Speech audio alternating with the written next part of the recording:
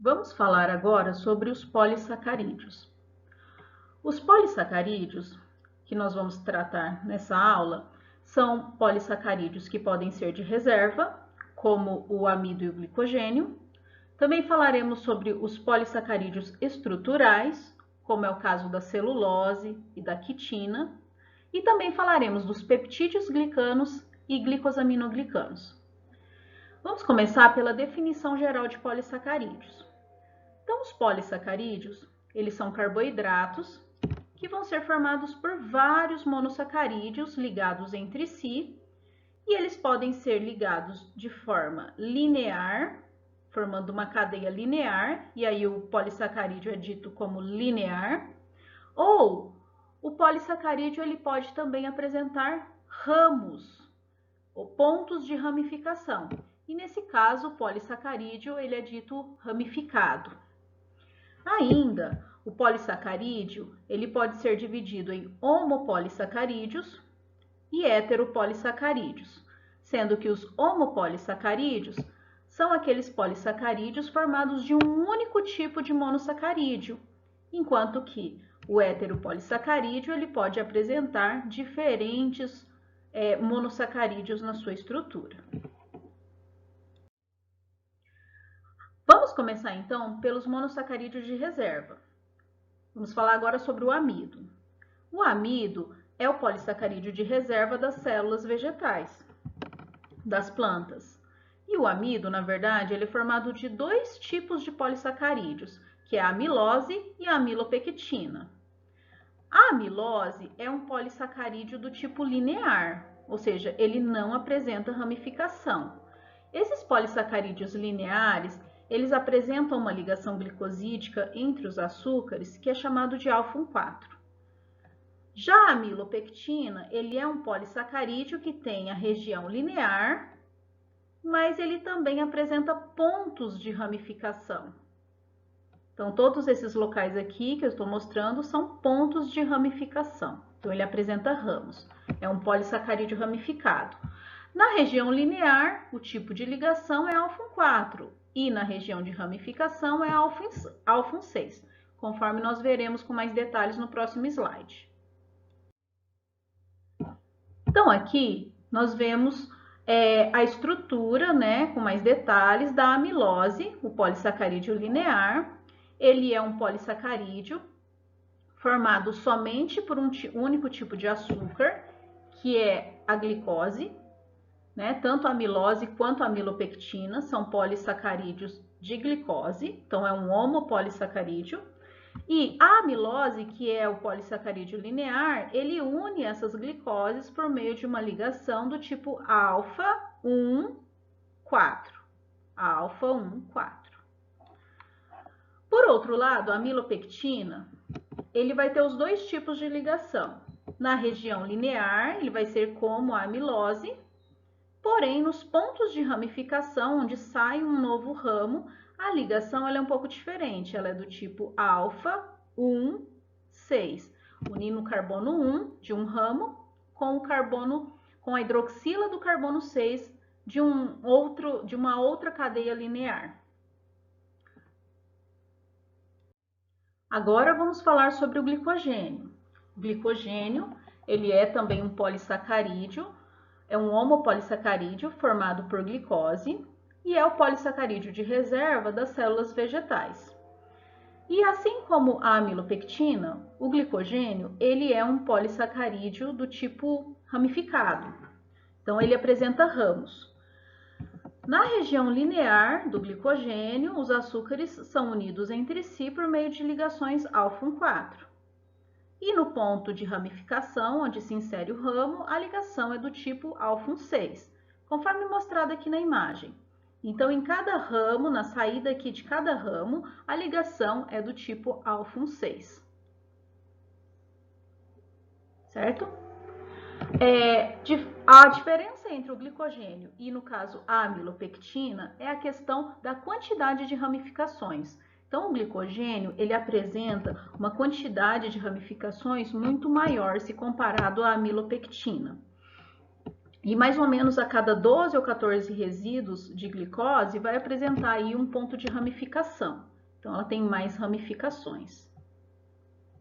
E cada uma dessas extremidades aqui, desses ramos, como ela apresenta açúcares nessas extremidades, monossacarídeos, cujo o carbono 1 da glicose está envolvido na ligação glicosídica, então essas extremidades, elas são ditas como extremidades não redutoras, né? Porque nessa extremidade se encontra um açúcar que está envolvido numa ligação glicosídica com o açúcar seguinte. Dessa forma, ele não pode abrir e não pode reduzir, atuar como um agente redutor, não pode oxidar.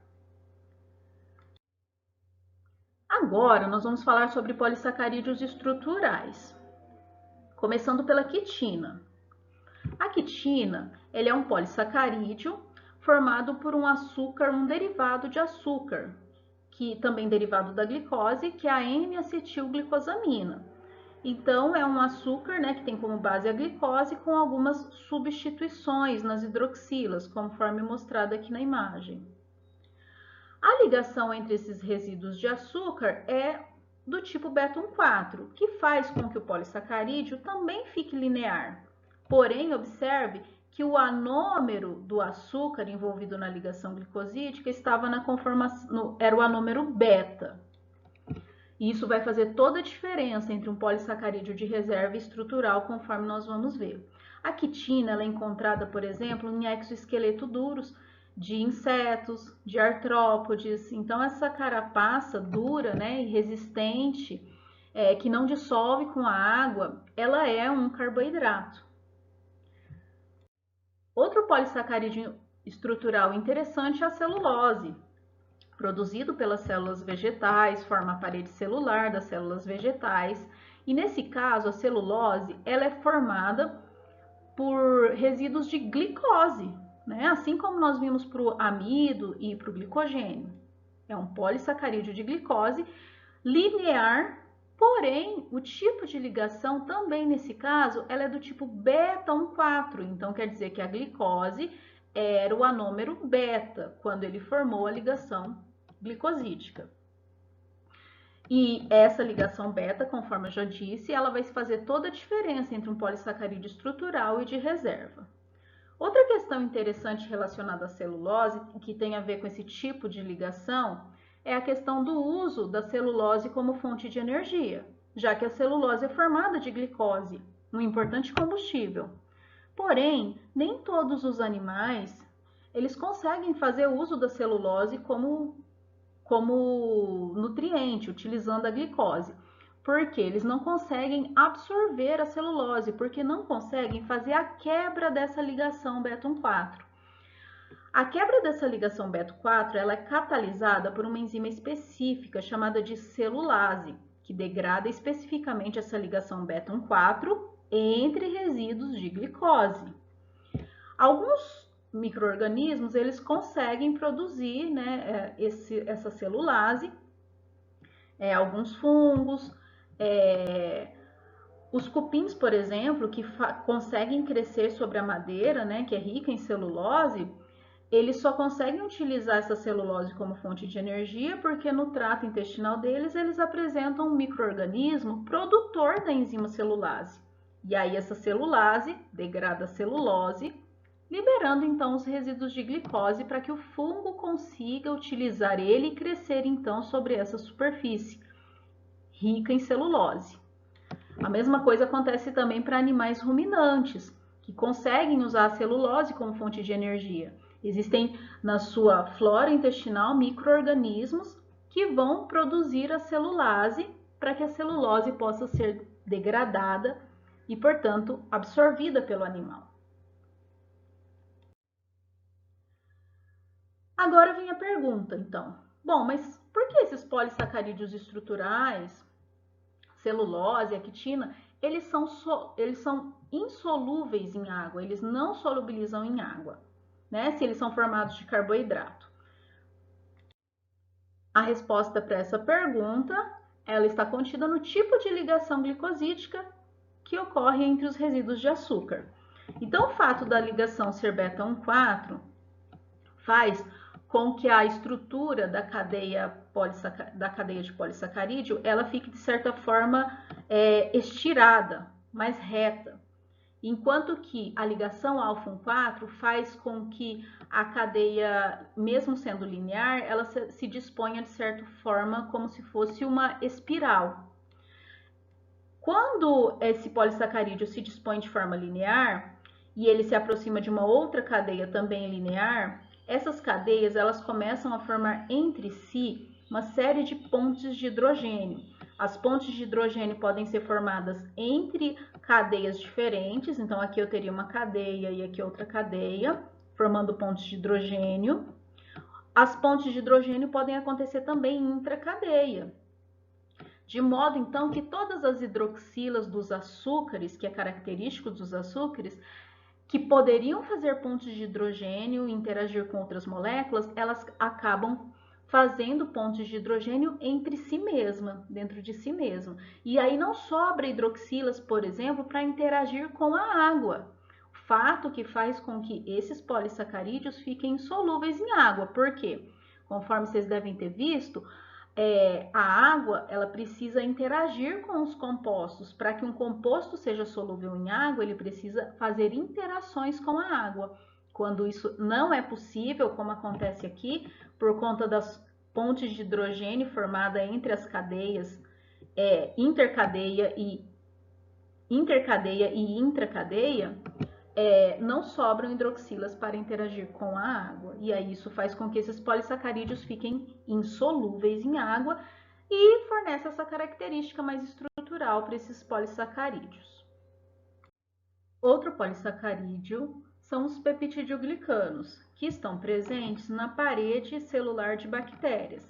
E eles são heteropolissacarídeos, porque são formados de dois tipos diferentes de açúcar, unidos por ligação beta-1,4, e esses açúcares eles formam uma estrutura interessante na parede celular da bactéria, junto com aminoácidos. Então essas bolinhas aqui são aminoácidos, uma sequência de 4 aminoácidos ligados aos açúcares. E depois, ligado a essa sequência de 4 aminoácidos, existe uma cadeia, que é formada pelo aminoácido glicina. São 5 glicinas, formando uma ligação que é do tipo cruzada. Isso faz com que a estrutura da parede celular das bactérias ela fique muito firme, muito resistente. E isso é essencial para que micro-organismos que tenham essa parede celular fiquem resistentes à lise por osmose. Então, elas fornecem proteção para a bactéria. A penicilina, por exemplo, que vocês já devem ter ouvido falar, ela atua justamente impedindo a formação dessa ligação cruzada, dessa ponte de pentaglicina. E com isso, a parede celular das novas bactérias formadas, ela não é tão resistente. E aí essas bactérias ficam suscetíveis à morte por osmose, porque aí a água vai entrar, né? A parede celular não consegue conter a entrada de água, até que a bactéria rompa, né? Então ela morre devido à lise osmótica. E por fim, vamos falar dos glicosaminoglicanos, que também são heteropolissacarídeos e vão estar presentes na matriz extracelular. Esses glicosaminoglicanos, eles sempre são formados por unidades disacarídicas repetitivas. E essas unidades disacarídicas, elas sempre são formadas de um aminoaçúcar, que é um açúcar contendo o grupamento amino, conforme mostrado aqui na imagem. Isso é um aminoaçúcar, ele tem um nitrogênio na estrutura, e um ácido urônico, que é um outro monossacarídeo, também derivado dos monossacarídeos tradicionais, que apresenta a função ácido carboxílico. Então, uma das hidroxilas é trocada pelo ácido carboxílico. E pode também apresentar sulfatações nesses açúcares. Essa unidade disacarídica aqui, por exemplo, ela se repete na estrutura do heteropolissacarídeo, formando diferentes glicosaminoglicanos. Esse exemplo aqui é o exemplo da heparina, que contém de 15 a 90 desses disacarídeos aqui. E a heparina, conforme vocês já sabem, é utilizado no processo para impedir o processo de coagulação sanguínea.